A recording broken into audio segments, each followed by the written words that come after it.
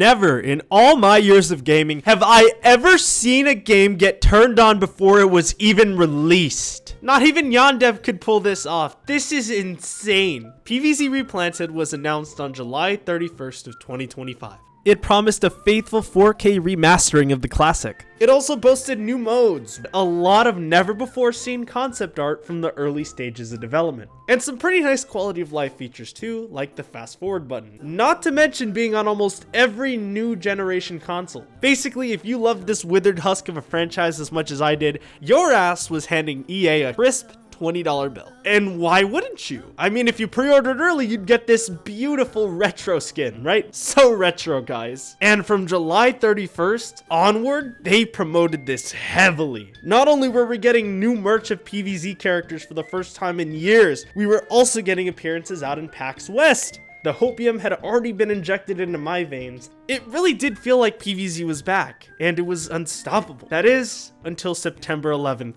2025. Because the day after, on September 12th, 2025, a Nintendo Direct released, once again showing more gameplay and more stuff for PvZ Replanted. Seriously, PvZ had never been more back. And then something had to come and ruin its launch day. Fast forward to the middle of October, just a week away from the actual release of the game. Hype was as big as ever, and EA decided to capitalize on that by posting an interview with IGN. It was your pretty standard interview, just going over why they loved the game and everything. But one of the biggest issues in this video was the use of concept art shown. You see, this was heavily advertised as new concept art, never before seen. Not from the books, not from anything prior, just brand spanking new concept art. And they were showing off Garden Warfare concept art, which is cool, but why? That's not at all what PvZ1 was. That's after PvZ. But I mean, it's excusable. That's not to say that there's not going to be pre-2009 art in there. They're just showing off some of the stuff we kind of already know about, right? Man, I'd love to play this a little bit earlier. It seems really damn good.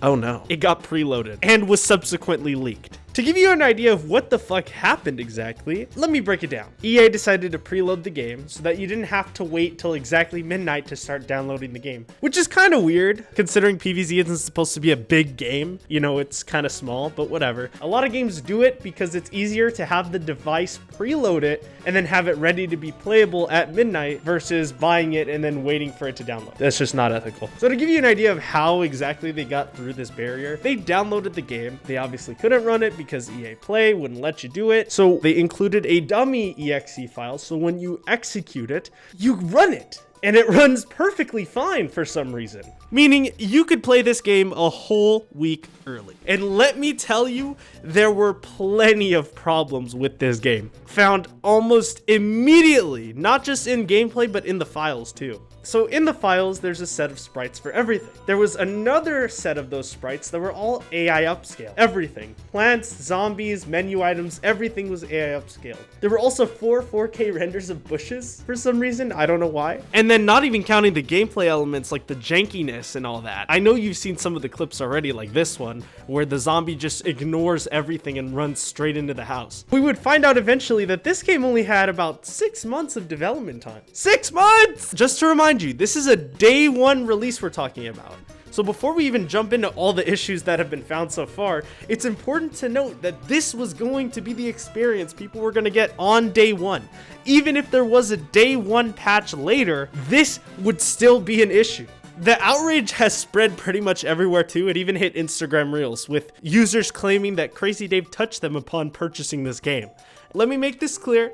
No generative AI has been confirmed to be used yet. It has been stated by EA in the Plants vs. Zombies account. However, there is AI upscaling being used. So not generative, but the upscaling, yes. Is that the worst thing in the world? No. But it's also kind of disappointing, especially because we're talking about a multi-billion-dollar company trying to replicate an indie game from 2009. But then when you consider that they lost all the pre-EA PopCap files for the game, it starts to make a lot more sense. The original PSD files, gone. The original code, pretty much gone. Everything before EA stepped in is gone. Like I said, there are 2 sets of sprites in the game, and it seems like the upscaled stuff hasn't made its way into the game yet. It's just kind of ridiculous, no? There was a little bit of hysteria and a panic where people were starting to play and noticing things and being like, hey, that's AI. For example, this photo of Crazy Dave with the hammer levitating. No, that's not AI. It looks like he's like levitating it, but that's because it's supposed to be in his hand and it's not. And just to give you an idea of how devious this is, with the 2 sets of sprites in the game, the music video for There's a Zombie on Your Lawn being a screen recording of the Xbox version of the song, this game size goes from 75 megabytes with the Game of the Year edition to 1.2 gigabytes on day 1. This is a near 15 times increase in file size. If this wasn't a 75 megabyte indie dev passion project from 2009, people would be fired. I mentioned that Whack-A-Zombie clip, but how about this clip where it's just frozen and things are sliding across the screen? Plants vs. Zombies is a game that can handle a lot of assets and shit moving at once. It's able to run that, but here it's just...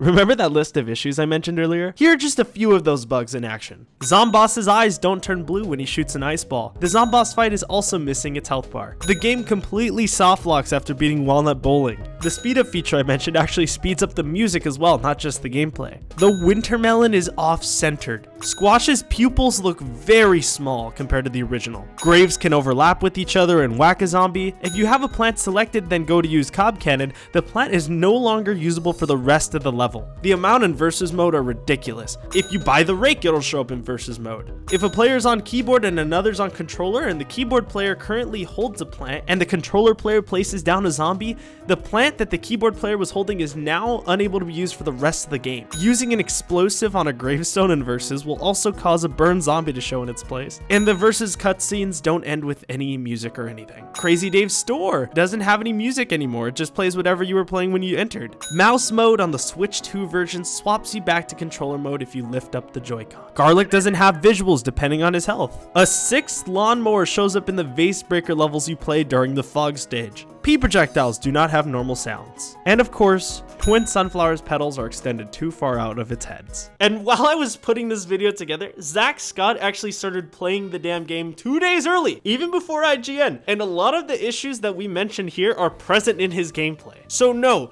this wasn't gonna be there's gonna be a day 1 patch. We're gonna be lucky if there's a day 1 patch, but there shouldn't need to be a day 1 patch. This is an indie game from 2009 needing a day 1 patch in 2025. PopCap built this in a cave with a box of scraps. Now, all of this sounds really bad.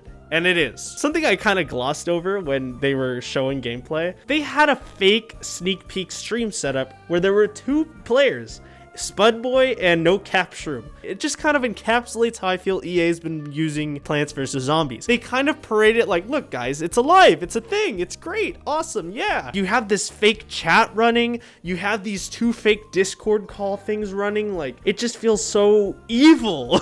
Also, Spudboy, if you see this, please come home. No Cap Shroom misses you. And while I feel like EA truly fucked this up beyond repair, they also apologized, which I think is crazy. Here's the note. I'll probably read out the juicy bits. And if everything goes according to plan for this video, you will see this on October 23rd, 2025. Will they actually improve the game? I have no idea. Maybe they will, maybe they won't, right? You could sprinkle a little bit of that FIFA money in there, EA.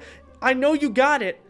But you choose to do this. Instead of nurturing an IP that people have been desperate to get good content for, you do this. The nanosecond the Steam reviews open, it's going to be overwhelmingly negative. And you're probably going to see a bunch of thumbnails saying, overwhelmingly negative, PVZ is dead, blah, blah, blah. I think there's still a chance to save this, but it's going to have to be like a Cyberpunk situation where they're just constantly feeding in new content. Maybe that was their plan all along. They didn't really announce it that way, so I don't know. Maybe I'll check in like a week from now and everything will be fixed and everything will be hunky-dory. Happy, yay, wahoo! This is either going to be the best thing ever for PvZ fans or it's going to be really funny to watch crumble. I'm huffing the hopium, guys. I don't know about you, but take care. Love you guys. Mwah!